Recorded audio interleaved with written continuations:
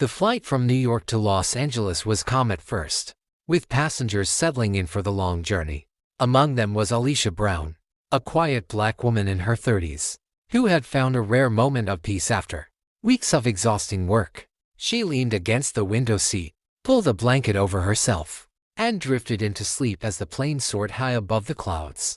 Everything seemed ordinary until a sudden jolt shook the cabin, waking Alicia and alarming everyone else. The seatbelt signs lit up, and whispers of fear spread among the passengers.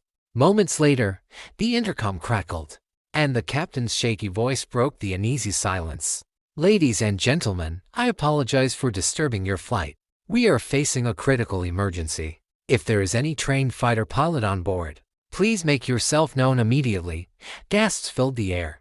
The request sounded like something out of a movie, and many wondered if the captain was joking. But his tone was grave. There was no humor in his voice.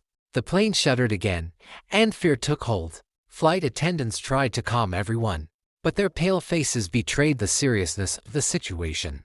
Alicia sat frozen, her mind racing. Few people knew her true past. She wasn't just a woman from the city working long shifts. She was a former U.S. Air Force fighter pilot who had flown countless dangerous missions overseas. Years ago, she had retired quietly, preferring anonymity and a normal life. But now fate had placed her here, on this flight, at this moment. As murmurs grew louder, Alicia stood up, her heart pounding.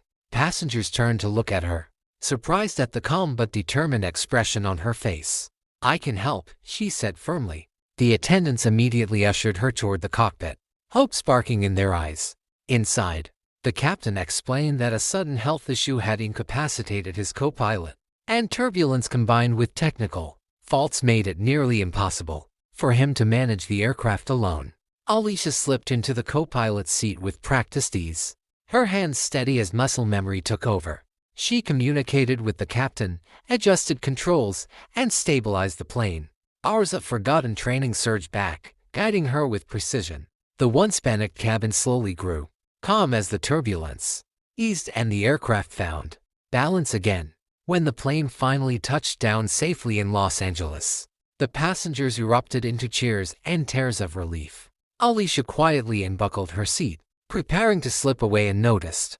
But the captain stopped her, his voice breaking with gratitude. "You saved us all," he said. For the first time in years, Alicia allowed herself a small smile, realizing that even in the quiet life she had chosen, destiny had not forgotten the fighter pilot within her.